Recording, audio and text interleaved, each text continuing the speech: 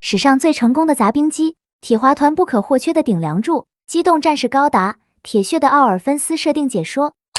机体型号 EB06TC 格雷兹改是铁华团在缴获到的格雷兹机体上进行修复改装后，重新投入作战使用的机型。与原来的格雷兹相比，可以看到在机体的上半部分有发生了较大更改，而这些进行更改的地方就都集中在了这些白色外观的模块上。虽然铁华团一共缴获了2架格雷兹，但这2架格雷兹在与巴巴托斯的战斗中受损严重，需要进行修复才能重新使用。但以铁华团现在的维修保障能力，在没有备用部件的情况下，修复这2架缴获到的格雷兹显然是不太可能的事情。如果放弃不加以利用，对于现在十分缺少装备的铁华团来说，就显得十分的可惜。不过在整备师纳迪雪之城卡萨巴的努力下，将所有能用的零件收集好后，成功改装出了1架可以使用的机动战士，就这样成为了铁华团继巴巴托斯之后的第2战力。虽然花费了他不少的功夫，但对比300年前恶迹战时期的巴巴托斯而言，加拉尔霍恩的新型机格雷兹反而还要容易处理一些。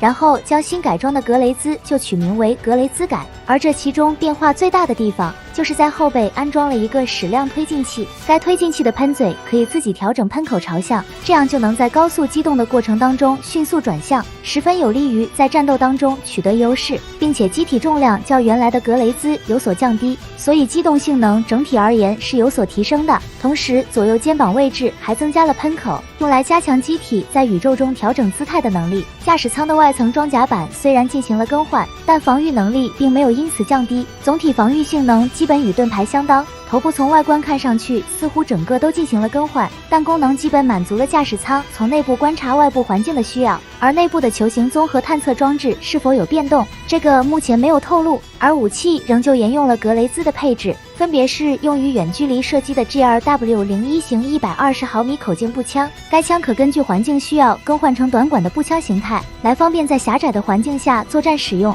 同时该枪的攻击威力较为一般，不足以直接击破机动战士，所以在战斗中经常拿来当火力支援装备，用于吸引敌方注意力使用。近战装备使用的是 9.8 米长的 GRH01 型战斧，也是格雷兹普遍装备的近战武器，尽管属于是钝器装备，但破坏机动战士的效果最好。然后还有格雷兹的选用武器320毫米口径的 GRW02 型火箭筒，这把武器通常会挂在机体的后背上，在使用时会翻转到机体上方，接着以肩扛的方式对敌发起攻击。除了格雷兹的制式装备之外，有时也会拿巴巴托斯使用的滑膛炮作为选用武器。在第1次出击作战时，格雷兹改就临时用了这把滑膛炮，替巴巴托斯来发挥火力掩护作用。不过此时的驾驶员招红阿尔特兰还没有适应格雷兹改的操作，所以在这场战斗当中没有发挥太多作用。与驾驶巴巴托斯的3日月一样，招红一直使用的是阿赖耶识系统，而格雷兹改上没有安装阿赖耶识系统，影响了他的发挥，以至于在与塔宾斯组织初次战斗时，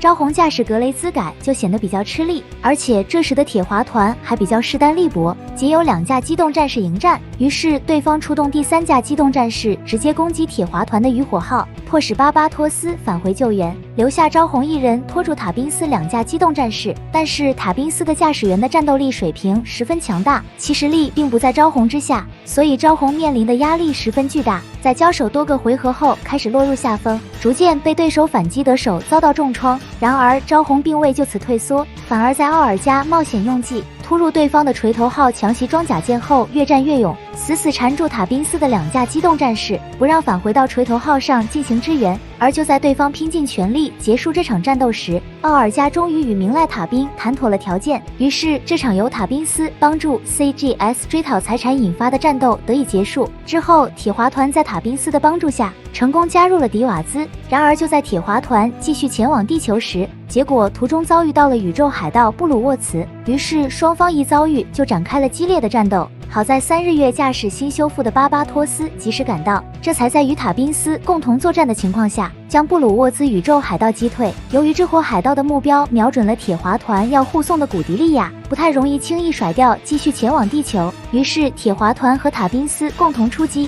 与这伙海盗展开了死斗，最终将布鲁沃兹宇宙海盗彻底歼灭，并成功缴获对方一艘强袭装甲舰和高达古星在内众多战利品。而在这场战斗结束了以后，格雷兹改的驾驶员招红决定驾驶高达古星，而格雷兹改新的驾驶员则由诺尔巴西诺来担任，并且利用迪瓦兹组织提供的部件对这架机体再一次进行了改造。然后这架新改造的机体就按西诺的喜好命名成了流星号，而正式名称则为格雷兹改2。除了名字之外，机体的涂装也换成了西诺特意选择的粉红色。据称铁华团一开始为了节约开支，涂装选择的是比较便宜的白色纳米复合装甲涂装，但在西诺的坚持涂成粉红色的要求下，最终选用了红色和白色的这两种涂装，调制出了粉红色。连头部的造型也是按他的心意进行了更改，可以看到头上还多了个角状的装饰物，看上去像是天线，但实际并没有什么作用，仅只是装饰物的存在。而改造比较大的地方在于肩膀两侧更换了喷口比较大的推进器，从而提升了机动性能，速度跟之前相比有发生较大的改观。在发起突袭后，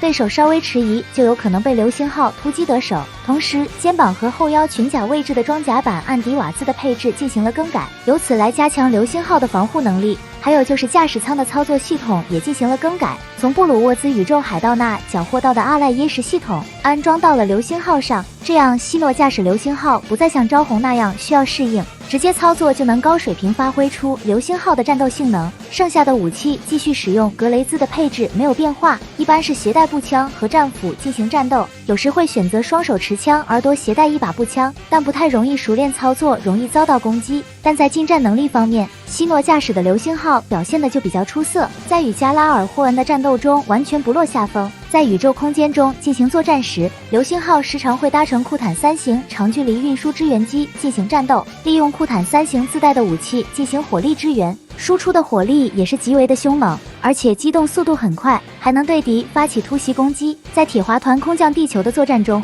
流星号和库坦3型的组合就这样发挥出了强大的战斗力，令对手加拉尔霍恩头疼不已。尽管铁华团在降落地球后，西诺的战斗还比较顺风顺水，但没多久之后，铁华团遭遇到了强大的对手。在埃德蒙顿郊区的战斗中，加拉尔霍恩就派出了同样使用阿赖耶识操作系统的格雷兹艾因，这是铁华团从未遇到过的强大对手，仅只使出了几下的功夫，就将流星号击破，失去了战斗力。可以说，流星号在格雷兹艾因前面完全不具备任何抵抗能力。所幸就在格雷兹艾因准备对流星号下死手的时候，突然得到了古迪利亚在市区的信息，于是放下流星号赶往了市区截住古迪利亚，西诺这才得以逃过一劫。而在这场战斗结束了以后，这架破损严重的流星号得到了迪瓦兹组织的修复，修复后的流星号就取名为格雷兹改3，但西诺仍旧称呼其为流星号。可以看到机体的头部、右手臂、膝盖和背后的推进器这4个破损严重的地方都用了非格雷兹的部件进行了替换，所以使得流星号修复后的模样发生了较大变化。使用的武器也不再是格雷兹的制式装备，改用了80毫米口径的手枪和恶棍斧，而剩余的信息目前仍不得而知。从现有已知的信息来看，这架格雷兹改3应该只是作为过渡用的机型，当铁华团的非常时期度过了以后，格雷兹改3便放弃不再选择使用，而这架机体的最终下落也就无从得知。